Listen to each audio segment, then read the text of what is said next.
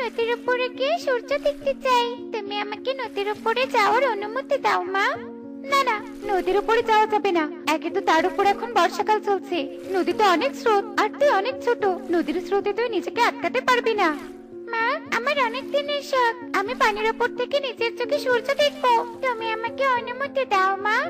মারে, বোঝার চেষ্টা কর, নদীর উপর আমাদের জন্য নিরাপদ না। বর্ষাকাল শেষ হলে নদীর স্রোত কমলে আমি তোকে নিয়ে ঘুরতে যাব। তবু এখন জেদ করিস না রে মা।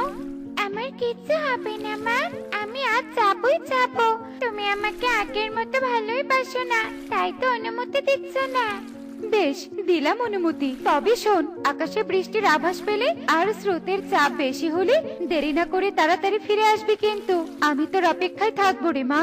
ঠিক আছে মা, আমি চললাম।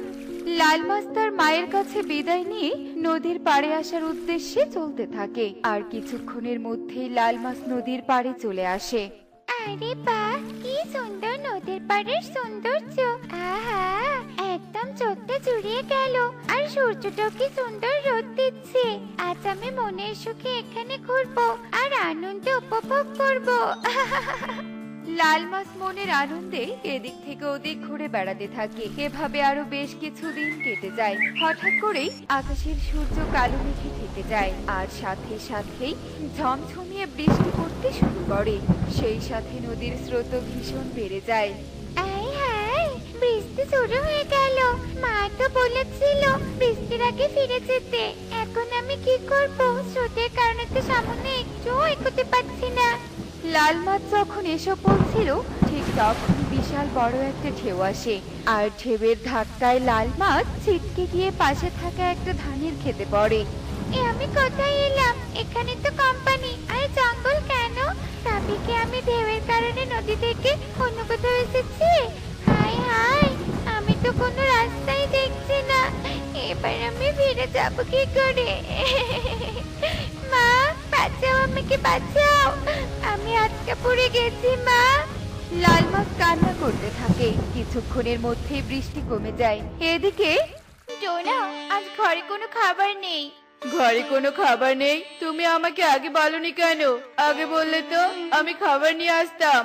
কিভাবে খাবার নিয়ে আসছি টোনা? কেউ না জানুক, আমি তো জানি তোমার হাতে কোনো টাকা নেই। টনি, আমার জন্য তোমাকে এই অবস্থায় না খেয়ে থাকতে হচ্ছে। আমি তোমার ব্যর্থ স্বামী, তুমি আমাকে ক্ষমা করে দাও। আমি কালু দাদার কাছে কাজের টাকা পাই। আজ কাজের টাকা দিলে তোমার জন্য অনেক অনেক খাবার নিয়ে আসবো। তুমি শুধু আজকের দিনটা কষ্ট করো টনি। টোনা, অস্থির হও না, আমি মিনু মাসির কাছ থেকে কিছু খাবার চেয়ে খাবো। বেশ, আমার কাজে যাওয়ার সময় হয়েছে, আমি চললাম। তুমি সাবধানে থেকো বউ। আচ্ছা ঠিক আছে টোনা। এই যে রায় বাহাদুরের নাতি, তোর আসতে এত দেরি হলো কেন? হ্যাঁ, আজ তুই সন্ধ্যা না হওয়া পর্যন্ত কাজ করবি, এই বলে দিলাম।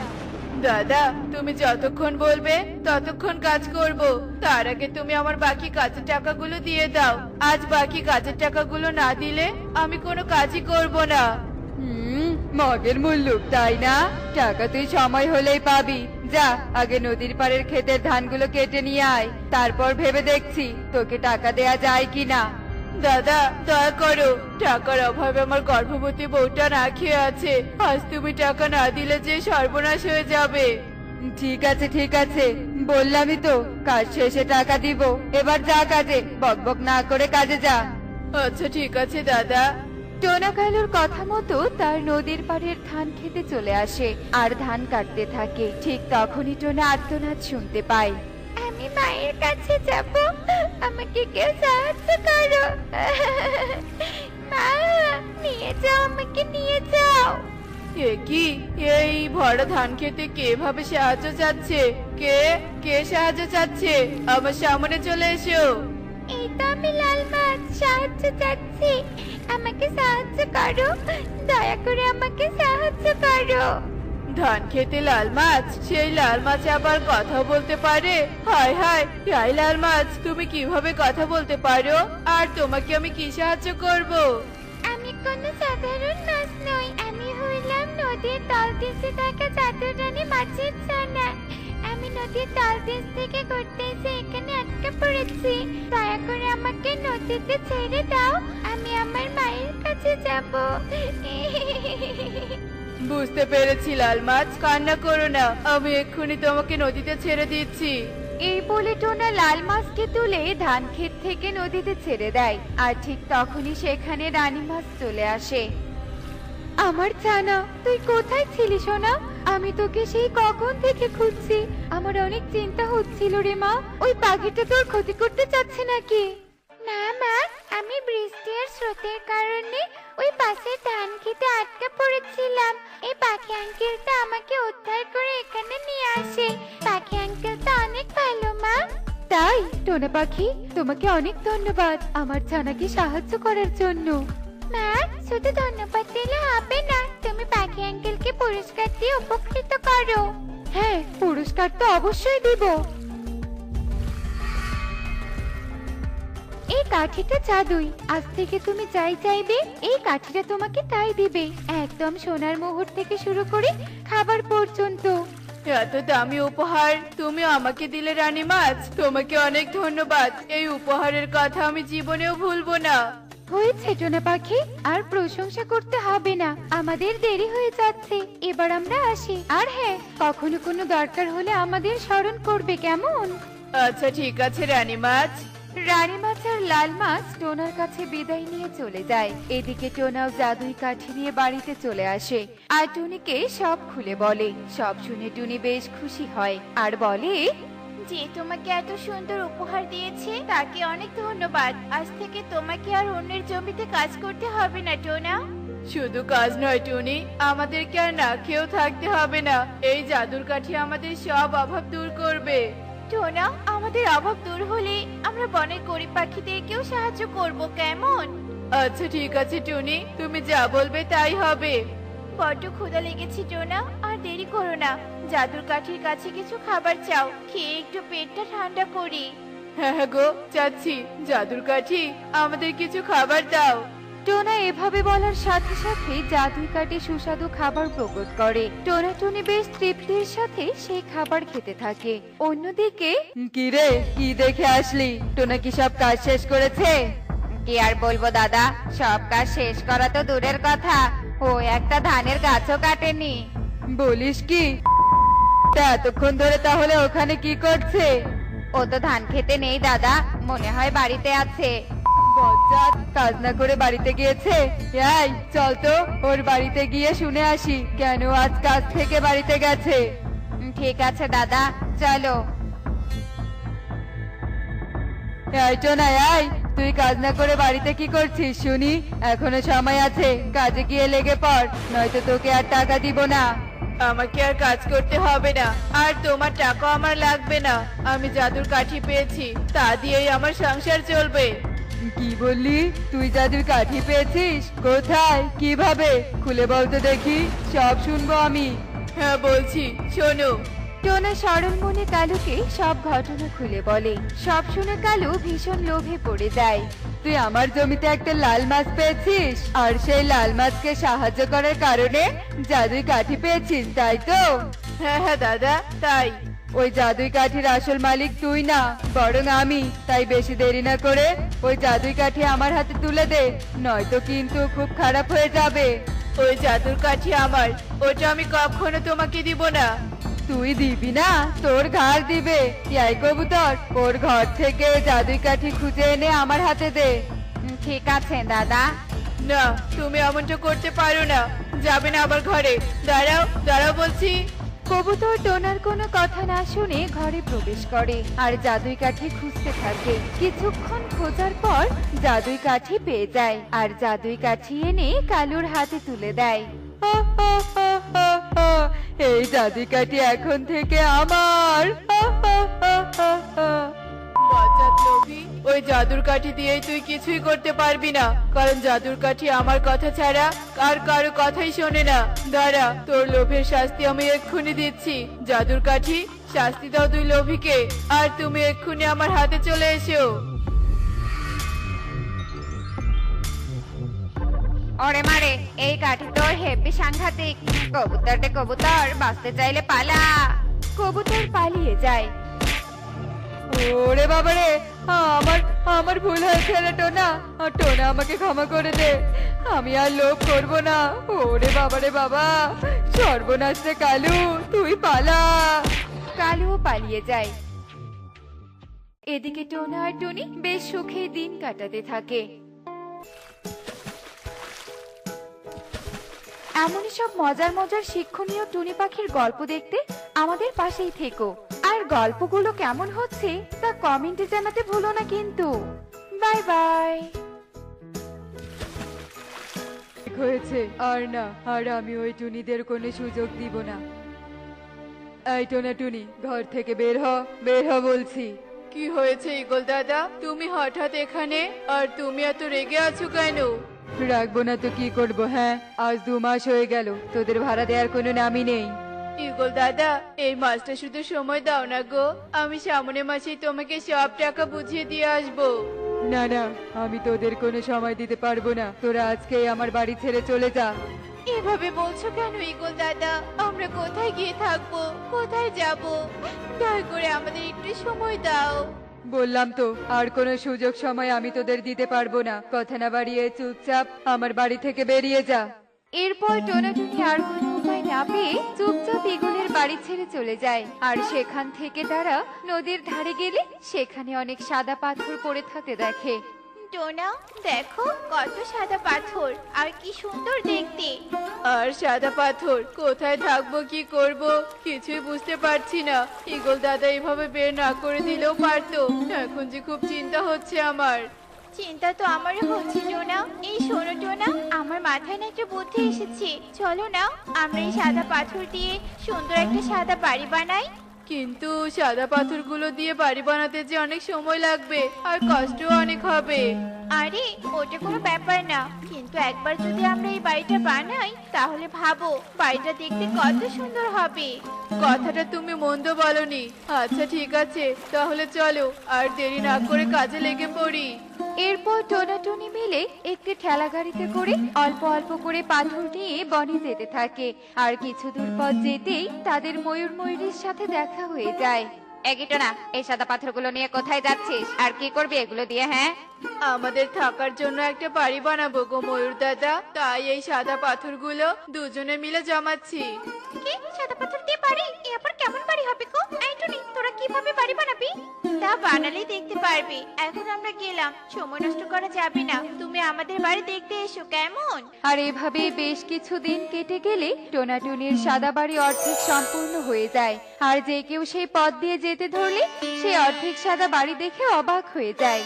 ঈগল দাদা, ও ঈগল দাদা, তুমি যে টুনিদের তাড়িয়ে দিয়ে আমাদের বাড়ি ভাড়া দিলে, ওরা তো দেখলাম এখন বাড়ি বানাচ্ছে। কদিন আগেই তোমাকে ভাড়ার টাকা দিতে পারলো না। আর রাস্তারা কি বলছিস? কি টুনিরা বাড়ি বানাচ্ছে? এত টাকা ওরা পেলো কোথায়? হ্যাঁ হ্যাঁ, তুই ঠিক দেখেছিস তো? হ্যাঁ, আমি একদম ঠিক বলছি ঈগল দাদা। ওরা ওই নদীর ধারে সাদা পাথর এনে বাড়ি বানাচ্ছে। আর সেই বাড়ি বনের সবাই দেখে অবাক হচ্ছে, কারণ সেই বাড়ি দেখতে একদম সাদা। এমন বাড়ি এই বনে আর কারোর নেই ঈগল দাদা। কিছু একটা করতে হবে, নইলে ওদের বাড়ির কারণে আমার মূল্য কমে যাবে। আমারও তো এই বনে বড় বড় বাড়ি আছে, কই কখনো তো কেউ দেখতে আসেনি। আর 2 দিন যেতে দে, তারপর দেখ ওদের বাড়ি বানানো একেবারে ঘুচিয়ে দিব। তুই যা এখন এখান থেকে। বাড়ি তো হলো, এখন শুধু সিঁড়িটা দেয়া বাকি। চলো টোনা, নদীর ধারে কি আর কিছু সাদা পাথর এনে সিঁড়িটাও দিয়ে ফেলি, তাহলে আমাদের এই সাদা বাড়ি পরিপূর্ণ হবে। তুমি ঠিক বলেছো টুনি, চলো সিঁড়িটা দেয়া হলে আমরা এই বাড়িতে থাকতে পারবো। এ কথা বলে তারা কিছু পাথর আনার জন্য নদীর ধারে চলে যায়। আর তার কিছুক্ষণ পরেই সেখানে চলে আসে ঈগল ও ঈগলি। বাহ বাবা বাহ, এত সুন্দর সাদা বাড়ি! এ তো দেখছি পুরো বাড়িটাই সাদা পাথর দিয়ে বানানো। কালু তো ঠিক বলেছিল, এমন বাড়ি দেখলে কি কেউ চোখ ফেরাতে পারে? চুপ করো তো, আর যেই কাজের জন্য এসেছি সেটা করো। তাড়াতাড়ি এই পাথরের বাড়িটা ভাঙার চেষ্টা করো, নইলে আবার কখন যে টোনাটুনি চলে আসে। এ কথা বলেই তারা বাড়িটা ভাঙতে গেলে বাড়ির ভেতর থেকে এক অদ্ভুত আওয়াজ শুনতে পায়। আর তারা ভয় পেয়ে সেখান থেকে পালিয়ে যায়। আর তারপরেই টোনাটুনি সেখানে চলে আসে। কেউ আছো? আমাকে মুক্ত করো, আমাকে বের করো এই সাদা পাথরের দেয়াল থেকে।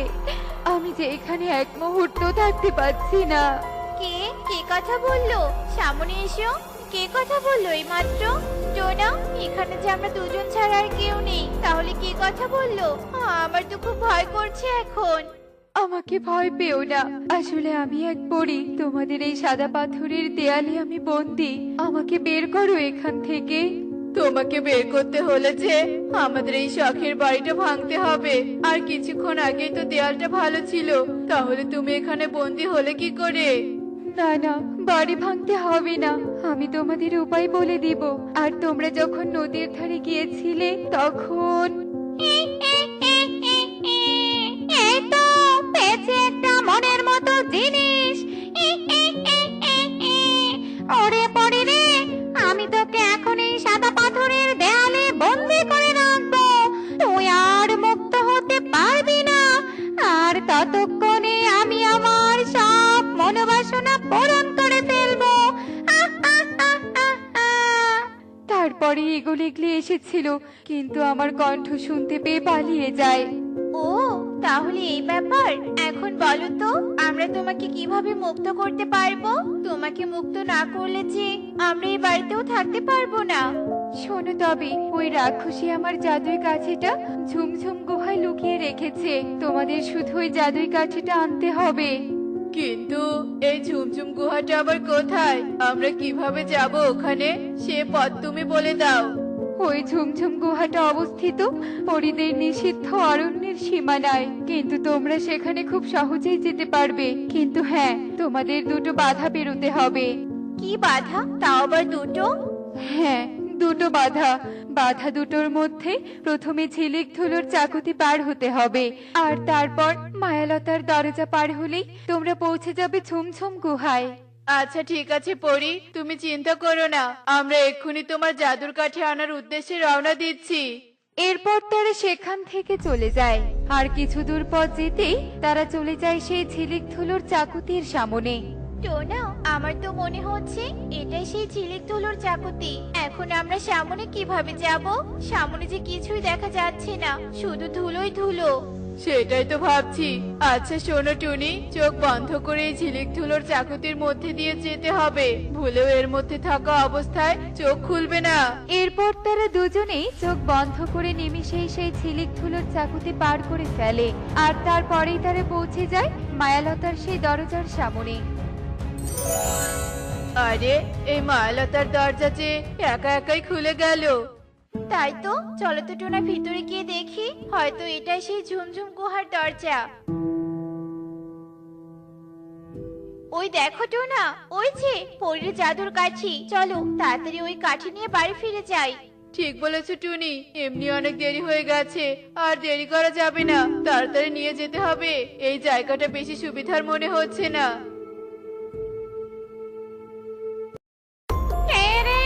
কে রে তোরা? এত সাহস! তোরা এই ঝুমঝুম গুহায় এসেছিস, তাও আবার পরীর জাদু কাঠি নিতে? দাঁড়া, তোদের আমি এক্ষুনি গিলে খাবো। টুনি, এখন আমরা কি করব? টোনা, তাড়াতাড়ি ওই জাদুর কাঠি রাক্ষসীর দিকে ধরো। ওটা তো পরীর, হয়তো ওটা আমাদের রক্ষা করবে। তাড়াতাড়ি করো।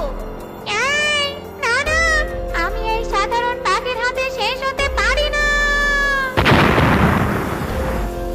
আর তারপর টোনা সেই কাঠি নিয়ে সোজা বনে চলে আসে। তোমরা এসেছো? তোমরা আমার জাদুই কাঠি আনতে পেরেছো? হ্যাঁ পরি, আমরা আনতে পেরেছি। তাহলে আমাকে তাড়াতাড়ি মুক্ত করো, আর দেরি করো না। তোমাদের অনেক ধন্যবাদ টোনা টুনি, তোমাদের জন্য আমি মুক্ত হতে পারলাম। তোমরা না থাকলে হয়তো আমাকে সব সময় এই বাড়ির দেয়ালে বন্দি হয়ে থাকতে হতো। এটা তো আমাদের কর্তব্য ছিল, আর আমরা তোমার এই কাঠিটা দিয়ে ওই রাক্ষসীকে শেষ করে দিয়েছি, কারণ ও আমাদের মেরে ফেলতে এসেছিল।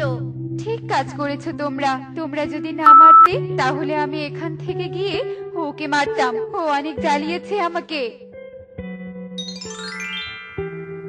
আর তোমাদের উপহার হিসেবে তোমাদের সাদা বাড়িতে আমার জাদুর স্পর্শ দিলাম। এতে করে তোমাদের বাড়ির রং কখনো নষ্ট হবে না, এটা সব সময় সাদাই থাকবে। আর হ্যাঁ, এই বাড়িটি কখনো ভাঙবে না। এখন আমার বিদায় নেওয়ার সময় এসেছে। আচ্ছা ঠিক আছে পরি, আর তোমাকে অনেক ধন্যবাদ। তো বন্ধুরা, দেখলে তো, কেউ সাহায্য চাইলে অবশ্যই তার সাহায্য করা উচিত। এতে করে নিজেরই মঙ্গল হয়।